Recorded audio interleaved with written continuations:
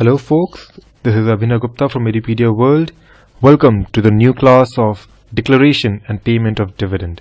Hope this will be your final class on this topic, and we will conclude the chapter and discuss the questions, the past year's questions that have been asked in your recent examinations in CA final, and the pattern of the past 10 attempts. How much marks does this chapter cover and the remaining stuff. That will be very helpful for your examinations, right? You will understand the important topic and the kind of questions they ask. So stay tuned, we'll move ahead with it. So I hope you have already had a detailed understanding of the chapter Declaration and Payment of Dividend, and we have seen all the aspects of dividend declared out of profit, the revocation, the penalties, the consequences, the interim dividend and stuff. Today we have just one topic left with us, that is the declaration of dividend out of reserve, right? So the provisions related to declaration of dividend out of reserve is contained in section 123 of Companies Act 2013, which is also read with, that is along with the rules, the Companies Declaration and Payment of Dividend Rules 2014. So we'll see the basic conditions that needs to be fulfilled if you want to declare dividend out of reserve, right? The first and the foremost thing that we need to keep in mind is that the dividend is declared only out of free reserves, and it is declared in accordance with the rules. It is an important topic. It has recently been asked in your CA final May 14 examinations. That is a very latest examination. And if you turn your practice manuals, the practice manual that has been given by your institute, out of 7 to 8 questions in total, you have 3 questions based on this particular topic with the same answer that's for the conditions for declaration of dividend out of reserve. So pay deep interest and good amount of concentration on this topic, because this is something you need to understand for calculation purpose too. That what is the amount of dividend that you can amount of profit that you can pull out of reserve, and that involves calculation. That has to be a little part of the capital. That again, something has to be remaining over there. You'll have to pay off some things, right? So you need to keep in detail the flow. That finally, what is the amount in your hand out of which you can declare the dividend? So the maximum amount that you can withdraw from your free reserves. The first point is the reserve has to be free reserve, and out of that free reserve, the maximum amount of dividend that you can withdraw, amount of profit that you can withdraw, should be less than equal to 1/10 of the paid up share capital and the free reserve combined. Like if you combine if you have a paid up share capital of 80 lakhs and free reserve of 20 lakhs, that sums up to 1 CR, then the maximum amount that you can withdraw from that fund, from the free reserve of the 20 lakh, is 10 lakh, which is 10% into 1 CR, right? But this is not the amount that you will be declaring as dividend. This is the amount that you will be withdrawing from the reserve. You have not yet declared it or paid it off. But even before declaration, you will have to check that the balance in the free reserve should be greater than equal to 15% of the paid up share capital. In the given case, does that condition be fulfilled? Is that condition fulfilled? Then the answer is no, because 15% of 80 lakhs would amount to 12 lakhs. And what is the amount remaining in your free reserve? Is 20 lakh minus 10 lakh, that is just 10 lakh rupees. So you are not able to fulfill the condition. Hence, you will not be allowed to withdraw the other 2 lakhs. So you will have to leave back 12 lakhs in the reserve, and you can withdraw only 8 lakhs. So now the 8 lakh rupees is what you have withdrawn, but this is not the dividend again, right? If you take another example, for say you have 70 lakhs as paid up share capital and 30 lakh as free reserve, then again the amount that you can withdraw is 1/10 of 1 CR, which is 10 lakhs. And now is this 10 lakh greater than equal to 15% of the paid up share capital, the remaining 20 lakhs? Sorry, it is, because 15% of 70 is 10.5, and what you have remaining with you is 20 lakhs. So here the condition is fulfilled and you can withdraw 10 lakh, no problem with that. right? So this is the calculation that you will have to keep in mind, and you'll have to be very careful with this. Then now if we go back to the first example, you have 8 lakh rupees with you. That is the amount you have withdrawn from the free reserve. Now what do you do with that amount? First is you set off the losses, the current year losses, if any. Because if you had profit, you would have just given it out from the profit. If you're using your reserve, means there is a high probability that you have suffered losses. If you suffered losses, please set them off first. Then you'll also have to set off the past losses brought forward. You'll have to set off all the depreciations. And then whatever amount you have in your account, in your hand, little bit that you are left with, you will distribute it as dividend. But again, the ceiling for the maximum dividend that you declare will be the average of the past 3 years dividend. That is, the rate of dividend should be less than equal to the average of 3 preceding financial years. Right?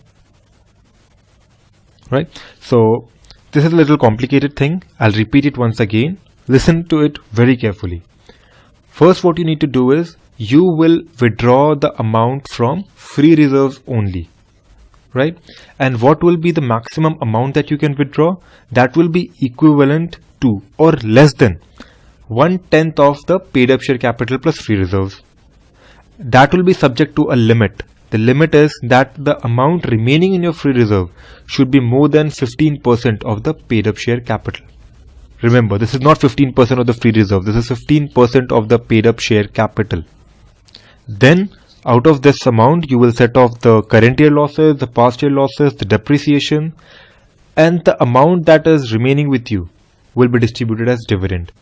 To the maximum limit, that is the maximum rate at which you can give out the dividend for that year when you are withdrawing profit out of reserve, will be less than equal to the average rate of dividend of the 3 immediately preceding financial years.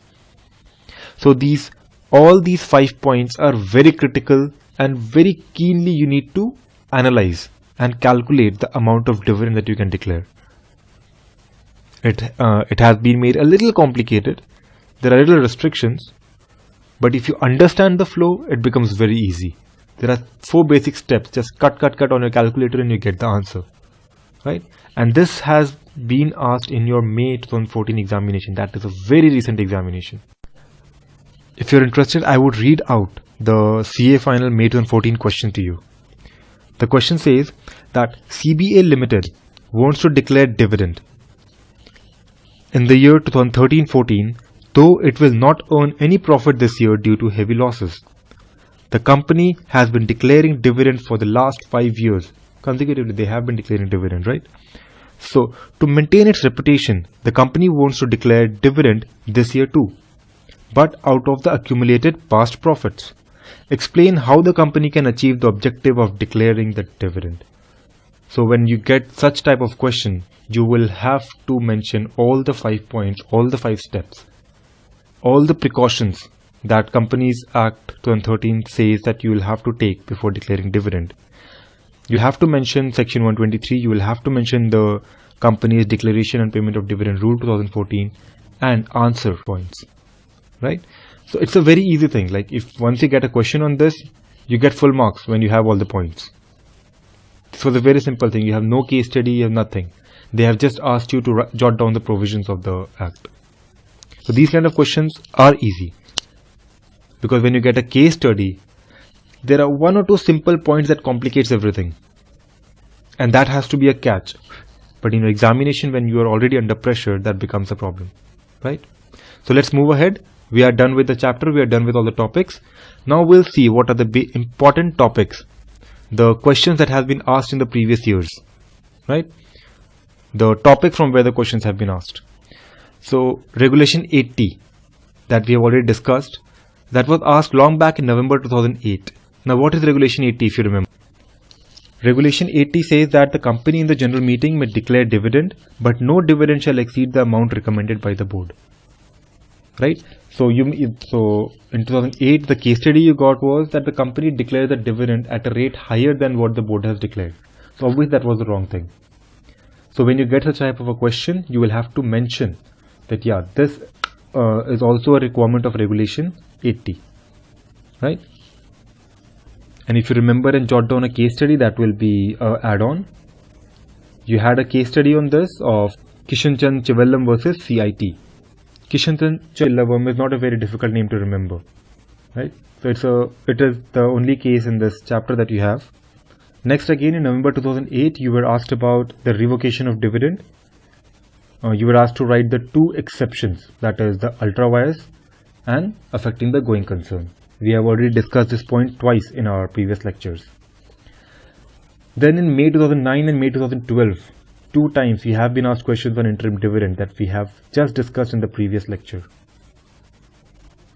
All the provisions remaining same. The only hit was the declaration part. From where do they declare? The profit, the limit, if you remember. It has to be less than equal to the average of the 3 preceding financial year dividend. Remember those things? Yeah, it is a simple thing. Then it is interest out of capital, asked in May 2012. Remember the special case for the construction company we have discussed? Yeah, that was the question asked in May 2012. The case study that I had depicted you in my lecture was taken from that specific question asked in your examination. Then declaration of dividend out of reserve was asked in November 2009, May 2010, May 2011. So I've told you that this is a very important topic. If you flip this manual provided by the institute, out of 8 you have 3 questions on the same topic with the same answer, with the same 5 points, right? And you have recently been asked in your May 2014 examination also, right? Next is the investor education and protection fund that we have discussed. The unpaid dividend has to be transferred. It is a very simple topic that was asked in November 2011, and then you have the unpaid dividend asked in November 2013. So this is a very small chapter, but you have an approximate weightage of 5 marks in every examination. And it's an easy topic. You have direct questions. You don't have very much confusing provisions. So I would say it's an important chapter. Focus on it. You don't need to spend a lot of time. Next time if you go through the chapter for half an hour, that is enough. Before the exam, just flip the pages and you'll know everything. Because it's a very simple topic. And these are the 7-8 basic points on which the institute has been asking questions repeatedly. Right? So if you look at the marks pattern of the recent years, it has been in November 2010 you had no questions. In 11, 5 marks. Again November 11, no questions. In May 2012, dividend was asked for 13 marks. So at some point of time this can also shoot up. And this is when you were asked the case study about the interest on capital, if you remember. Interest out of capital. So that was an 8 marks question. I discussed about it when I was taking the lecture on that topic. And then again it is constantly 5, 5, 5, 5, 5. So you understand that on an average the marks distribution is 5 marks in the examination. And it's a sure 5 marks. And 5 marks is a very difficult task in CA final. So if you can grab it, if you have a good grip on it, that's very good for you. So this is Abhinay Gupta signing off till the next lecture. Thank you so much.